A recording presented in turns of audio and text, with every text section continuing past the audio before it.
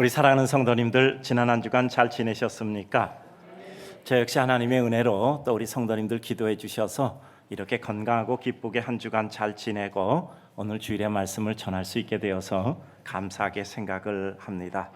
오늘도 우리가 하나님 앞에 아름답게 올려지는 예배가 하나님께 드려지며 또 하나님의 기쁨과 감격이 비록 힘들고 어려운 지경을 통과하고 있지만 하나님의 축복으로 우리들에게 임하기를 주의 이름으로 축복합니다.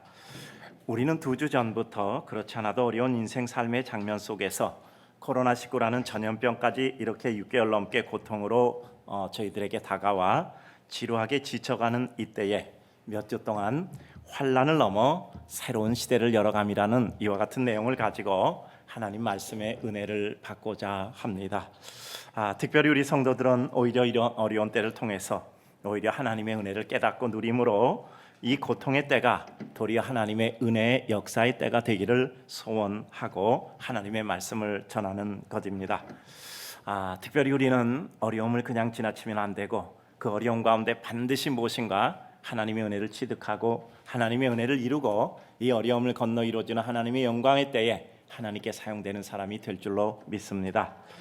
2주 전에 믿음의 용기로 또 한 시대를 열어감이라는 제목으로 말씀을 드린 적이 있습니다. 다윗이 골리앗을 향하여 하나님의 은혜로 달려가 골리앗을 물매를 쏘아 올려 넘겨뜨린 것, 그것은 그 포물선이야말로 한 새로운 시대를 여는 역사의 궤적이었던 것입니다.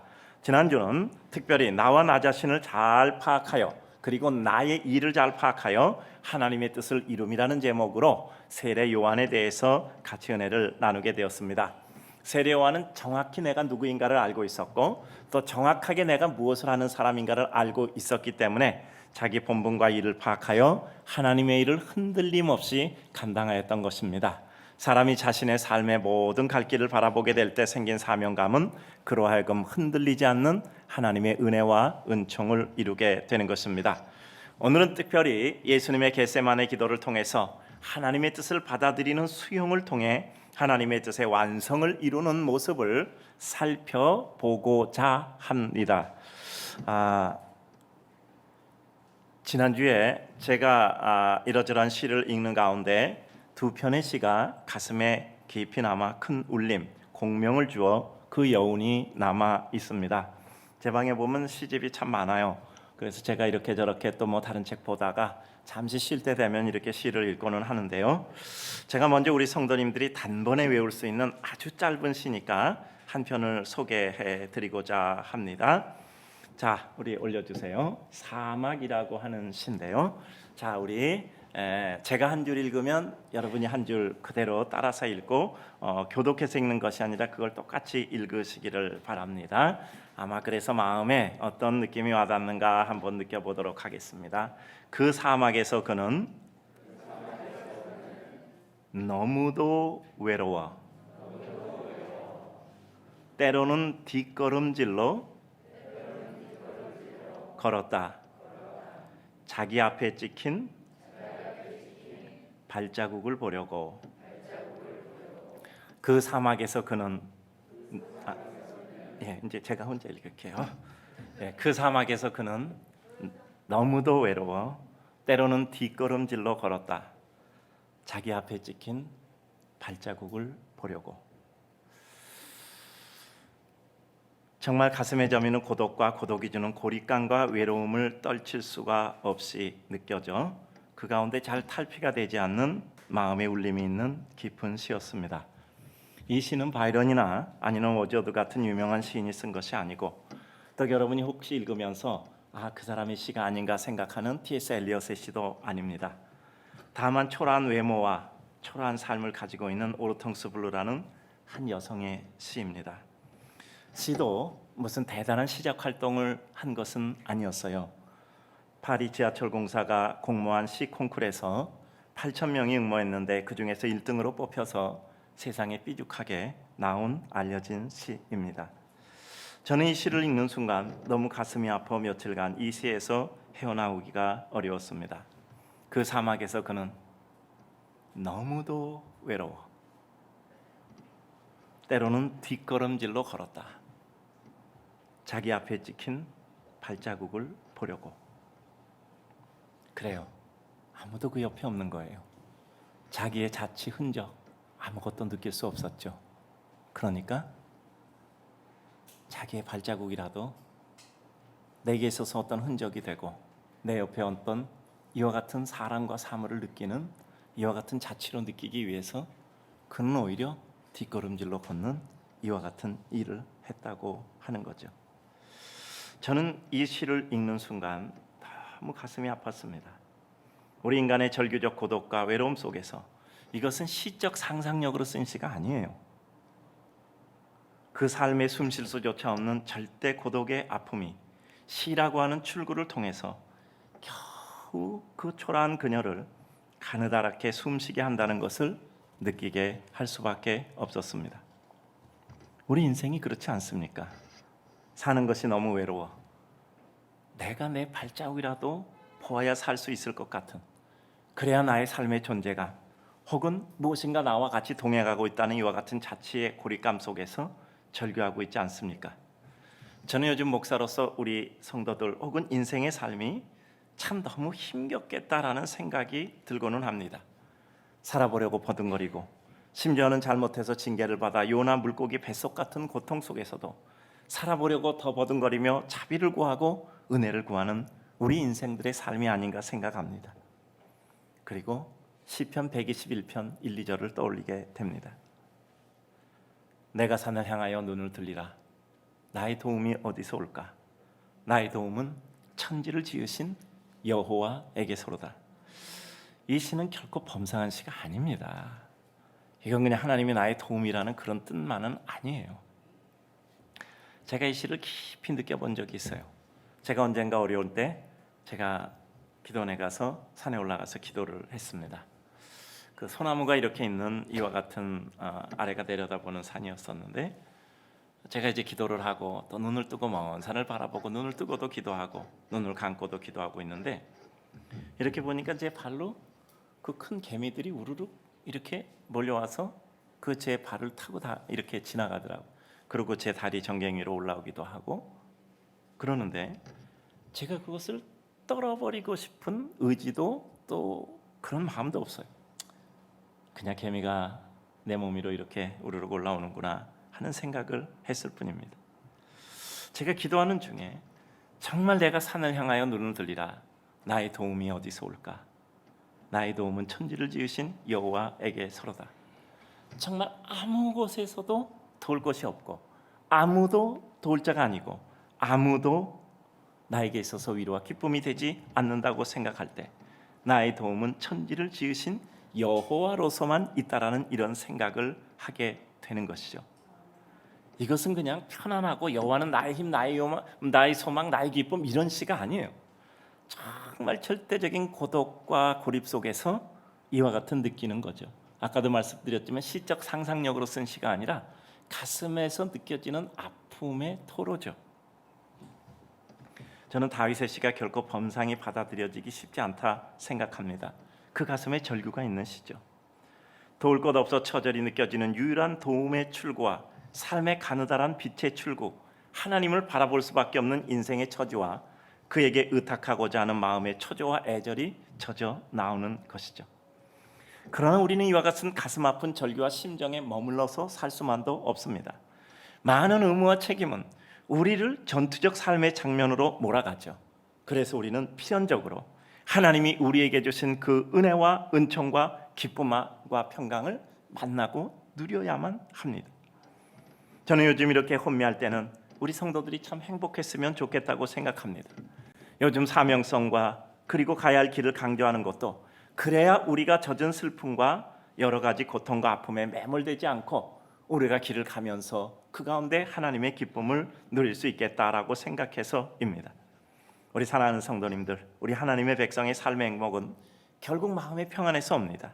마음의 평안은 내가 하나님의 뜻 가운데 있고 그 뜻을 이루고 있다라는 삶의 안온감에서 오는 것입니다.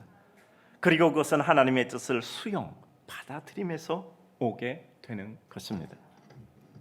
오늘 예수님은 겟세마네 동산에서 기도 중에 땀방울이 핏방울 되도록 사투의 기도 중에 결국 마음에 얹혀놨던 십자가의 잔을 마음속에 받아들이십니다. 이 세상에서 가장 사랑했던 그의 몇 명 안 되는 제자들마저도 주님의 뜻과 마음을 전혀 알지 못하고 거듭된 부탁에도 불구하고 홍곤한 잠에 빠져 있을 때 주님은 아버지요, 할 수만 있으면 이 잔을 내게서 멀게 하옵소서. 그러나 그 기도 끝에 그러나 나의 원대로 마옵시고 아버지의 원대로 하옵소서. 내 뜻대로 마옵시고 아버지의 원대로 하옵소서라고 인생 구원을 위한 하나님의 뜻을 받아들입니다. 인생의 승리와 성공, 완성이라는 것은 결국 내가 하나님의 뜻을 어떻게 받아들이느냐 여부입니다. 내가 무엇을 이루었냐가 아니라 내가 하나님의 뜻을 어떻게 받아들여 그 하나님의 뜻을 이루었나라는 것입니다. 나의 성취의 기준은 내가 원함을 이룬 것이 아니고 하나님의 소원을 내가 받아들여 그 가운데 살아왔다라는 사실입니다. 내 생각이 앞서거나 내 열심과 소원으로 내 생명을 갈아 넣어 이루었다 할지라도 그것이 하나님과 뜻과 다를 때 우리 인생이 마지막 소득하게 되는 것은 양손에 쥐는 허무입니다. 늘 생각하지만 우리에게는 그래서 열심보다 올바른 방향과 그리고 내가 서 있거나 가고 있는 길이 어딘가를 확인하는 것입니다. 예수님은 수많은 기적을 행했어요. 병자를 고치고 그리고 심지어는 죽은 자를 살리고 물고기 2마리 떡 5개 가지고 5,000명을 먹이고도 12광주리가 남는 대기적을 이루셨어요. 귀신을 쫓았습니다. 그러나 그것 가지고 예수님은 우리 인생을 구원하지 않으셨습니다. 예수님은 그 징검다리를 건너 골고다의 십자가를 향해 가셔서 십자가에 처참하게 못 박혀 죽으셨습니다. 나의 하나님 어찌 나를 버리셨나이까 절규하는 그 죽음을 당하심으로 말미암아 주님께서는 다 이루었다 이루시고 우리들에게 영원한 생명의 구원의 완성을 주신 것입니다. 성경에도 하나님의 뜻을 받아들인 수용의 사람들이 하나님의 영광과 은혜 그것을 이루었고 또 그것을 거부했던 사람의 아픔의 멸망의 순간들을 볼 수 있습니다. 아브라함은 하나님의 뜻을 받아들였습니다. 창세기 22장 7절 8절 10절을 보면 모리아 산에서 이루어졌던 여호와 일의 역사가 기록이 되어져 있습니다. 이삭이 가로되 불가나무는 있거니와 번제할 어린 양은 어디 있나이까? 하나님이 자기를 위하여 친히 준비하시리라. 손을 내밀어 칼을 잡고 그 아들을 잡으려 하더니 라고 기록되어져 있습니다.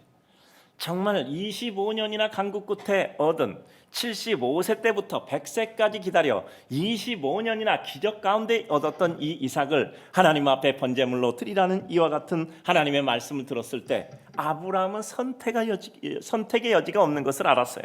왜냐하면 이렇게 결정해도 저렇게 결정해도 결과는 같을 수밖에 없다. 하나님의 뜻대로 흘러가는데 그럼 내가 거기서 선택할 수 있는 것은 결국 하나님의 뜻을 순종하는 것이라는 것을 그는 알고 있었던 거죠. 하나님의 뜻을 수용하여 받아들임으로 그는 하나님께서 예비하신 어린 양으로 이와 같은 제사를 드리게 되고 믿음의 조상이 됩니다. 야곱도 역시 하나님의 뜻을 수행하게 됩니다. 야곱이 여성적이라고요? 천만에요. 야곱은 사랑하는 아내 라헬을 얻기 위해서 14년을 무임금 노동을 했던 대단한 사람입니다. 그는 대단한 집착이 있는 사람이고 대단한 집중력이 있는 사람입니다. 야곱은 절대 여성적인 사람이 아닙니다. 그는 대단한 능력을 가지고 있는 사람이었어요. 그런데 야곱이 나중에 모든 것을 잃게 되죠. 사랑하는 아내 라헬을 잃게 되고 그가 그렇게 사랑했던 라헬의 소생 이 요셉과 베냐민 중에 요셉을 잃게 됩니다. 물론 살아있지만 야곱으로서는 잃어버린 줄 알죠. 그리고 마지막으로 이 애굽에 갔다 곡식 구하러 갔다 왔던 사람이 자기들이 다시 베냐민을 데려가야 곡식도 얻고 여러 가지 또 다시 살 수 있게 되니 아버지 야곱에게 요청하는 거죠. 이 베냐민마저 이러면 나는 내 인생이 끝이다 라고 거절했던 이와 같은 야곱, 결국은 이제 모두가 굶어 죽게 될 때 그 아들의 말을 듣게 됩니다. 아들들의 말을 듣고 이렇게 얘기하죠. 창세기 43장 14절을 보면 전능하신 하나님께서 베냐민을 돌려보내게 하시기를 원하노라. 내가 자식을 잃게 되면 이르리라. 내가 원해도 하나님이 나에게 잃게 하신다면 그것은 내가 어떻게 할 수가 없는 일이다라는 하나님의 뜻의 수용에 대한 자신의 의지를 밝힙니다.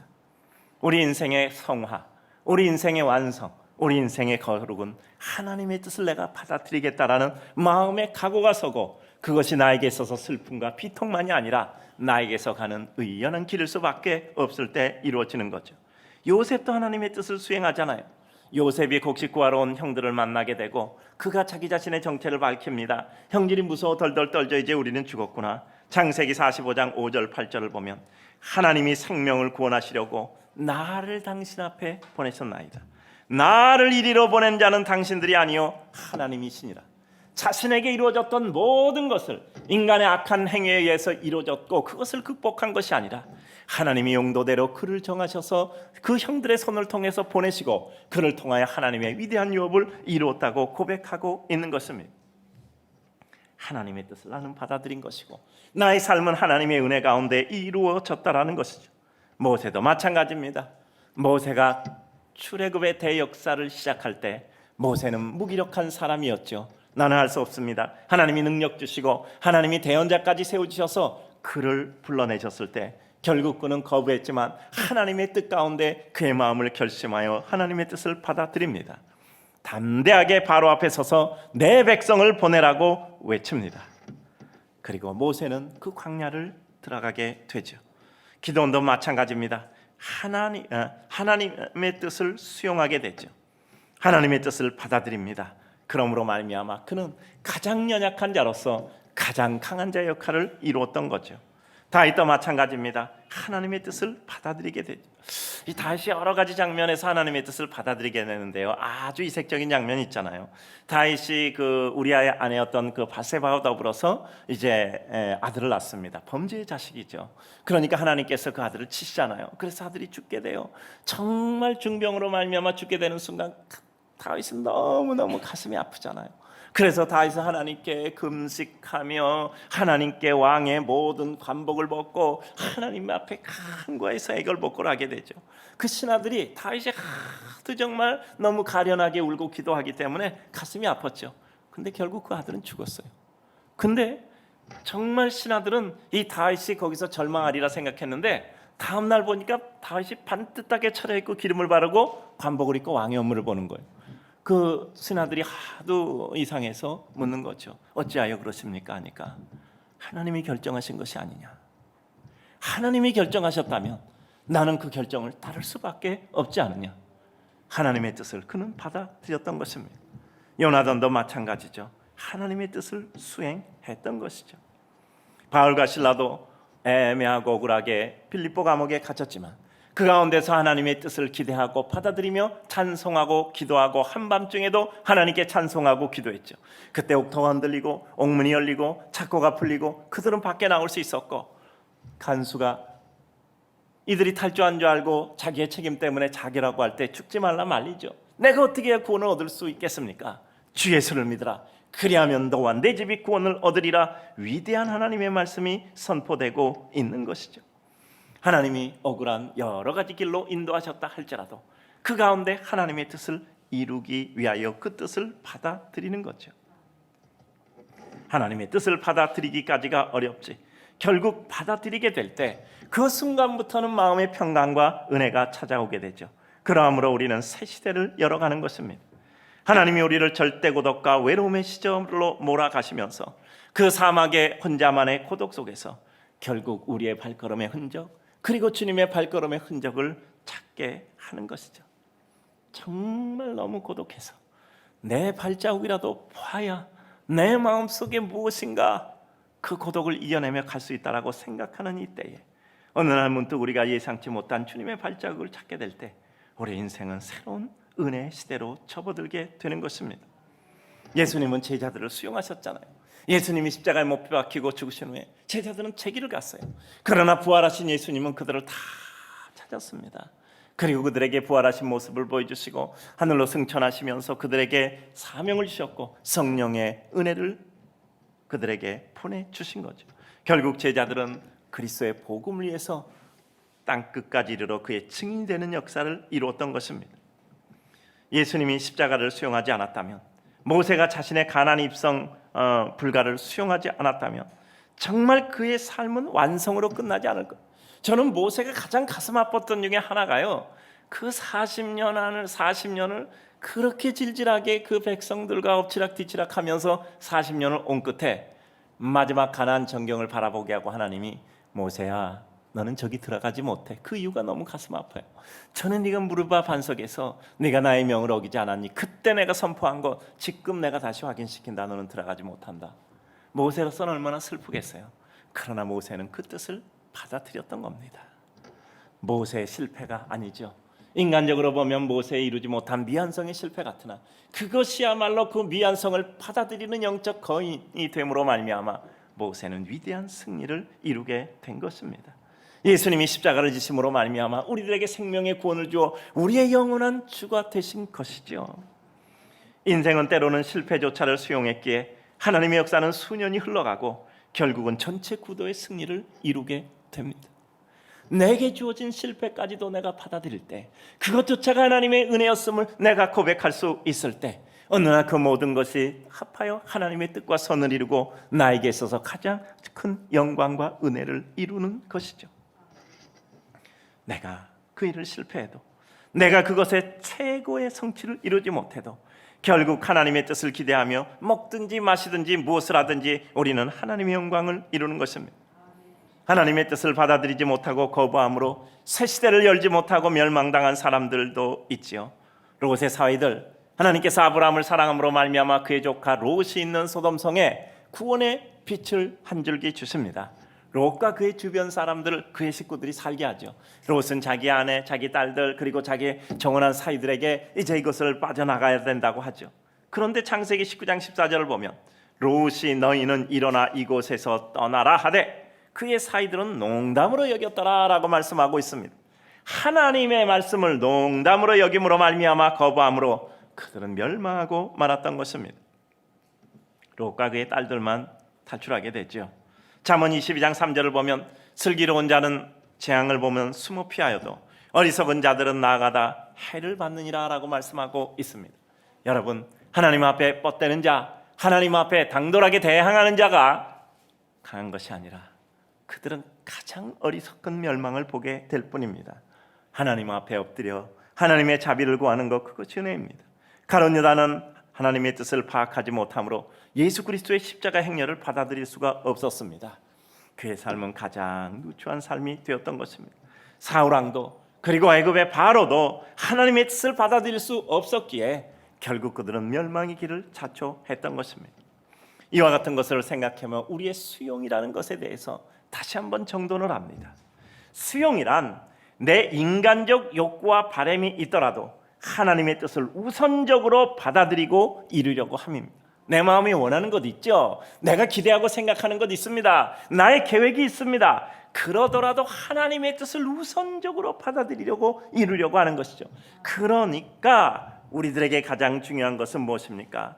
간곡히 거듭되어 하나님께 간구하는 것이죠. 하나님의 뜻이 무엇입니까? 내가 아직 확신치 못합니다. 하나님 나에게 밝히 주의 뜻 이루어지옵소서. 말씀 가운데 찾고 기도 가운데 하나님의 은혜를 간구하며 나의 삶 가운데 이루어진 여러 여건 속에서 하나님의 음성을 듣기 원하는 겁니다.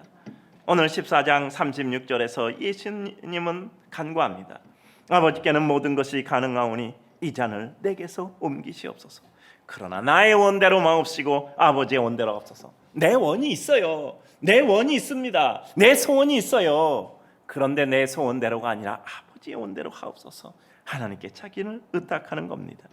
주님은 십자가에 매달려 창구멍 나고 찢기고 손에 말에 못 박혀 그 뼈가 부서지고 하는 것이 두려운 게 아니라 인간의 죄를 짊어지고 대신 대속의 제물로 돌아가야 하니 그 죄악의 잔혹함, 모든 인간을 멸망으로 하나님과 분리를 이루고 죽음의 세계와 암흑의 세계로 몰아가는 그 죄의 잔혹함이 예수님께서는 진절이 쳐졌던 것입니다. 나의 하나님 어찌하여 나를 버리셨나이까라고 절규할 만큼 죄의 고통과 아픔은 처절했던 것입니다. 그러나 어떤 뜻보다 하나님의 뜻을 받아들이는 것은 그 아버지 하나님의 뜻을 파악하고 그것만이 인생을 구할 유일한 길이라는 것을 아셨기 때문입니다. 즉 우리 인생의 가장 중요한 것은 하나님의 뜻을 파악하여 받아들임이 너무도 중요합니다. 지금 어떤 순간도, 지금 이 순간도 나는 내 삶에서 하나님의 뜻을 파악하고 있느냐, 그것이 내 삶의 모든 관건입니다. 나는 지금 그 하나님의 뜻을 파악하였기에 그 뜻을 받아들이고 그것을 받아들여 이룰 마음의 삶과 준비를 이루고 있는가? 내 삶은 기뻐서만 춤추는 것이 아니라 울면서도, 때로는 가슴 찢어지면서도 내가 이룰 최고의 은혜요 하나님의 역사라고 생각하면 우리는 그 가운데도 기쁨이 있는 것입니다.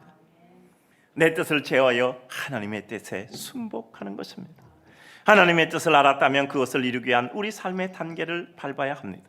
우리가 어떤 일을 이루려면 구조가 필요하잖아요. 내가 저 위에 올라가야 되겠다면 계단을 만들어야 되잖아요. 아니면 사다리를 갖다 놔야 되잖아요. 우리 삶의 구조를 만들어가는 거예요. 한 걸음 한 걸음 하나님의 뜻을 알았으니까 그 뜻을 이룰 수 있는 구조를 설정해 가게 되는 것이죠. 인간에게는 끊임없는 인간적 욕망과 욕구가 있습니다. 그 질깃질깃한 끈을 끊지 못하면 우리는 영원한 갈등 속에 지쳐 떨어져 우리 길을 가기도 전에 모든 것을 포기하게 됩니다. 하나님의 뜻에 우리를 마치고 그 길에 서고 순복을 위해 우리는 기도하며 말씀의 힘과 성령의 은혜가 우리를 인도하기를 구해야 합니다. 결코 우리 힘으로는 안 돼요. 주님의 은혜가 임하여야 합니다. 하나님의 뜻을 이룸에 대한 기쁨과 영적 성취의 감동이 있어야 돼요. 믿음과 은혜는 짐이 아니고 힘입니다. 우리 성도님들, 오늘 이렇게 예배당에 와서 정말 진실하게 예배를 드리고 우리 가정에서 이렇게 온라인 통해서 진실하게 예배를 드릴 때 그것이 우리에게 힘이 되기 때문에 우리는 예배를 드리는 거잖아요. 종교적인 징세와 내가 이거 안 하면 정말 하나님께 벌받아 하는 두려움 가운데서가 아니라 내가 하나님께 예배 드리는 기쁨과 감격이 있잖아요. 여러분, 음식 안 먹으면 내가 죽어. 그냥 내가 억지로라도 먹어야 하고 음식을 먹는 사람은 환자잖아요. 음식을 먹을 때 기쁘고 감사하고 맛있어서 그 음식을 먹으니 힘이 나면 그것은 건강한 사람이잖아요. 우리가 하나님의 백성이라는 것은 믿음이, 은혜가, 능력이, 하나님의 권세가 내게 힘이 되는 거예요. 내 슬픔과 고통, 아픔이 있을지라도 그것을 능가하는 힘이 되는 겁니다. 어둠보다 밝음이 우리들에게 더 큰 영향을 끼치면 그것은 우리 삶이 큰 밝음의 은혜가 임하는 거예요. 제가 말씀드리지 않을 해 뜨는 장면, 껌껌한 가운데서 불그레하게 햇물이 갇히고 그러다 어느 순간 해가 탁 떠오르잖아요. 순간에 떠오른단 말이에요. 그게. 그러면 빛이 어두움을 단번에 장악하는 거예요. 나는 그 해 뜨는 장면을 보면요, 예수님의 부활 장면과 너무 이상한 것 같아요. 그 빛이 등장하는 순간 어두움은 빛에 단번에 장악돼 버리는 거예요. 이 세상은 일거에 밝아지는 거예요. 우리 마음에 예수 그리스도의 은혜와 은총이 임하게 되면 우리가 가졌던 삶의 허무, 삶의 고리, 삶의 외로움, 그 모든 슬픔들이 일거에 하나님의 기쁨에 장악되어 하나님의 은혜 가운데 거하게 되는 것이죠. 여러분, 사람이 왜 슬프고 고통스러운지 압니까? 소망이 없어서 그래요. 내가 이 기간만 건너면 저 큰 기쁨이 있어. 그럼 이 기간을 기쁨으로 건너갈 수 있겠어요. 참는 것이 아니라 마음이 기쁨으로 가는 거예요. 내가 이거 잘 감당하면 나에게 큰 기쁨이 있어. 충분히 하죠. 근데 그 소망이 없어서 사람은 지금 현재가 괴로운 겁니다. 그래요. 예수 그리스도가 우리와 함께 있어서 주님이 나의 소망, 나의 기쁨이 될 때 우리 인생의 새로운 역사가 이루어지게 되는 것이지요. 우리 삶은 믿음의 은혜 역사조차도 기쁨이 있어야만 가능하고, 그것은 쇠하는 기쁨이 아니라 갈수록 더 강하고 깊은 우리를 감격케 하는 은혜요 능력이어야 합니다. 여러분, 하나님의 뜻을 받아들인 이에 아름다움들을 우리를 보자. 저는 이 토마스 선교사가 그렇게 마음이 와닿아요. 우리 이 한국에 와서 정말 조선 땅에서 최초의 순교자잖아요. 대동강변에 피 뿌리고 죽었어요. 변변히 복음도 전하지 못하고 죽었죠. 제 방에 오면 책을 꽂는데 이렇게 꽂잖아요. 근데 한 권은 이렇게 꽂아놨어요. 왜냐면 이게 토마스 선교사 전기인데 거기 토마스 선교사에게 전면 사진이, 얼굴 사진이 있어요. 그냥 그렇게 두고 싶어. 그냥 보고 싶어서. 그냥 우리 토마스 선교사가 이 땅에 와서 복음도 변변히 전하지 못하고 이렇게 죽었는데 결국 그 피의 열매들이 오늘도 우리 가슴에 흐르고 있구나 하는 생각을 가지게 돼요. 젊은이에요, 젊은이. 1840년 웨일즈 하나버 교회, 24살 때 런던 선교회로 파송받아서 중국에서 상해 지역에서 처음에 사역을 하다가 어려움을 처음부터 겪고 아내 캐롤라인은 현지에 적응하지 못하고 세상을 떠납니다. 런던 선교부와 불화로 인해 어려움을 겪고, 그리고 스코틀랜드 윌리엄슨 선교사를 만나서 지프 지역에서 통역합니다. 그 지프 지역에서 한국인을 만나 한국에 관심을 갖고 한국어 배우고 한국 선교사로 오기로 결심했죠. 그래서 한국에 와서 이러저러한 정찰도 하고, 그리고 마음의 결심을 가지고 한국에 왔습니다. 그런데 결국은 그는 한국 땅에 도착했지만 복음을 전하지 못했어요. 대원군의 세국 정책으로 말미암아 배에 사람이 내리지 못하고 대치하다가 결국 발포 사건과 이용익 억류 사건으로 조선군의 공격을 받습니다. 화공을 받아 배가 불타 사람이 죽게 돼서 내려오게 됩니다. 분격한 군민들이 결박하고 타살하죠. 마지막 사력을 다해 성경을 던지며 하나님, 나는 지금 죽어도 좋사오니 단 한 권이라도 조선인에게 성경을 전하게 해주십시오. 이 토마스를 체포하여 처단한 사람이 박충권이라는 사람인데, 토마스는 그 순간에 가슴에 품고 있던 한문 성경을 박충권이한테 줬던 거예요. 나중에 이 박충권은 평양교회 장로가 되었습니다. 이 토마스의 순교의 피가 헛되지 않았던 거죠. 이것을 계기로 미국은 조선을 설득해서 1882년에 한미 수요조약을 맺고 이어서 미국 선교단체들의 선교사가 파견됩니다. 토마스 선교사가 순교당한 지 18년 후에 한국에 어떤 일이 일어납니까? 1884년 인천 제물포항을 통해서 두 사람이 발을 내딥니다. 우리가 잘 아는 언더우스 선교사와 장로교 감리교 아펜셀러 선교사입니다. 두 사람이 동시에 발을 내렸어요. 근데 그 사람의 손에 들린 성경은 한글 성경이었습니다. 즉 이전에 한글 성경이 없었던 거죠. 18년 만에 한글 성경이 번역이 되어서 이 선교사들의 손에 들려서 한국 땅에 18년 만에 들어와 복음을 전하게 된 것이죠.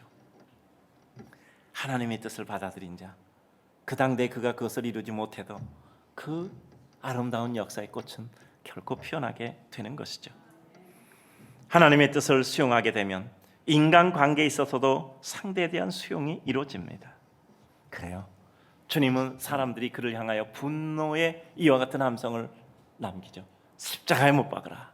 분노의, 충혈된 눈으로 분노의 함성을 외치죠. 그러나 주님은 그들을 대하여 분노하지 않으셨고, 오직 아버지여, 저들은 자신의 죄를 알지 못합니다. 저들의 죄를 용서하소서라고 주님께서는 그들을 위하여 기도하셨던 거죠. 즉 사람을 수용한 겁니다. 하나님의 뜻을 수용하기 때문에 사람을 수용한 겁니다. 상대를 있는 그대로 인정하고 받아들이지 않으면 우리는 늘 판단하고 비판하는 자가 됩니다. 판단하고 점수 매기면 절대 사랑할 수 없어요. 하나님의 작품임을 인정하고 점수 매기기 전에 하나님의 작품에 대한 기대를 가지고 우리는 그 일을 있는 그대로 받아들이는 것입니다. 주님은 눈앞에서 그를 3번이나 부인한 제자 베드로를 끝까지 수용하여 받아들였던 것입니다. 베드로의 무엇을 봤기 때문이요? 눈앞에 누추한 모습이 아니라 그 뒤에 초대교회의 교부가 되고 초대교회의 반석이 되고 그 예수 그리스도의 복음을 위해서 성경을 쓰고 그리고 예수 그리스도의 복음을 위해서 죽어갈 베드로를 보았던 겁니다. 우리는 사람을 볼 때 지금 내 눈앞에 있는 그 사람을 보면 우리는 실망할 뿐이에요. 그러나 그 뒤에 하나님께서 이루실 그를 바라보면 우리는 기대와 소망을 가지게 되는 것입니다. 인정하고 수용하고 있는 그대로 받아들인, 우리 하나님께 기도하자. 하나님, 내 모습 이대로 주받아옵소서. 그래요, 우리는 어떻게 할 수가 없어. 우리는 주님 앞에 내 모습 이대로 받아주셔야 나는 주님 앞에 갈 수 있어요. 주님이 그대로 사용하시잖아요? 아니잖아요. 주님은 내 모습 이대로 주님께서 받으셔서 우리를 변화시키고 우리를 하나님의 은혜로 갈고 닦아 가꾸셔서 그 아름다운 모습으로 우리를 사용하시는 거예요. 우리도 마찬가지잖아요. 있는 그 모습 그대로 받아들여 하나님께서 이루실 영광의 모습으로 사용하여 하나님의 은혜를 이루는 하나님의 백성이 되는 거잖아요. 수용의 의지와 자세가 될 때 우리는 비로소 사랑할 수 있고 사랑의 법을 이룰 수 있습니다. 사랑은 있는 그대로를 수용하는 거예요. 우리 인생에 대해서도 하나님이 있는 그대로의 우리를 받아주셨듯이 있는 그대로 인생을 받아들이는 것입니다. 내 정서에 부딪히는 갈등을 넘어서는 것은 하나님의 뜻을 수용하는 것, 그것은 인생에 있어서 사랑의 첫걸음이고 그것을 넘어서는 순간 우리는 하나님의 법을 이루는 계단에 올라서게 되는 거죠. 내 앞에 인생에 대한 하나님의 뜻을 부인하면 그것은 나 자신을 부인하는 겁니다. 나도 하나님 앞에 그와 같은 하나일 뿐입니다. 수용이란 결국 하나님의 뜻을 인정하여 내가 그 인생들을 인정하는 것입니다. 인간을 인정하는 것, 그것은 인간의 존엄을 인정하는 것이죠. 한 인생을 잇는 개체 자체로 수용하지 않으면 우리는 결국 나를 주장하고 나를 주입하려고 해요. 어리석음이고 무지이고 내 스스로가 고독하고 슬퍼지는 일뿐입니다. 인생들에게서 인간만을 보는 것이 아니라 하나님의 뜻을 보는 거죠. 하나님의 뜻과 섭리를 바라보기에 우리는 그들을 향하여 하나님의 뜻을 기대하는 겁니다. 마지막으로 하나님의 뜻을 수용하게 되면 내 자신의 삶의 상황에 대한 수용도 이루어집니다. 전도서 3장 1절을 보면 천하의 범사가 기한이 있고 모든 목적이 이룰 때가 있다라고 말씀합니다. 아무리 수고하고 했어도 그 목적을 이룰 때가 있단 말이에요. 우리 출애굽기 제가 좋아하잖아요. 때를 기다리시고 때를 만드시는 하나님. 모세가 40년 동안 광야에 있어도 그 때를 기다리는 거야. 40년 동안 모세가 이거지고 그리고 40년 동안 하나님이 준비한 때가 돼야 돼. 그리고 모세가 이거지고 준비한 때가 되었을 때 이제는 때를 만드시잖아요. 애굽의 왕을 바꾸시잖아요. 모세가 활동할 수 있는 무대를 만드시잖아요. 그러므로 말미암아 새로운 역사의 결과가 이루어지는 겁니다. 제가 지난주에 우리 칼럼 쌓임이라는 거 여러분 숙제로 읽으시라고 했는데 다 읽으셨어요? 근데 좀 시원찮다. 여러분 보세요. 우리가 열심히 잘했어. 결과도 좋았어. 뭔가 이제는 변화가 있어. 뭔가 내가 사람들에게 인정받을 거야. 그렇지 않잖아요. 왜 그러죠? 아직도 쌓여가야 될 시간이 있어요. 그 분량이 쌓여져 가야 돼요. 분량이 쌓여져 가야 돼요. 분량이 쌓여져 가야 돼요. 그때까지 우리가 하나님의 은혜로 어떻게 기다리느냐가 우리의 모든 승부의 관건이에요. 천하에는 범사의 기한과 때가 있기 때문이에요. 전도서 9장 11절을 볼까요? 내가 돌이켜 해 아래서 보니 빠른 경주자라고 선착하는 것이 아니며 유력자라고 전쟁에서 승리하는 것이 아니며 지혜자라고 식물을 얻는 것이 아니며 명철자라고 재물을 얻는 것이 아니라 기능자라고 은총을 입는 것이 아니니 이는 시기와 우연이 모든 자에게 임함이라. 하나님의 때가 있단 말이야. 그러니 우리들에게서 최고 중요한 것은 그 하나님의 때까지 견디는 건데 우리 인생의 행복과 불행은 어디서 결정되냐면 그 견디는 기간을 기쁘게 견디느냐 아니면 불행하게 견디느냐예요. 그러니까 우리는 어떤 일을 잘 하는 능력을 가지는 것도 중요한데 그 능력을 발휘하는 그 중간 기간 기다리는 동안에 우리는 어떻게 내가 그 기다리는 동안을 기쁘고 행복하게 기다리느냐에 따라서 우리가 이룬 결과에 대한 판단과 결과에 대한 여러 가지 평가가 달라지는 거예요.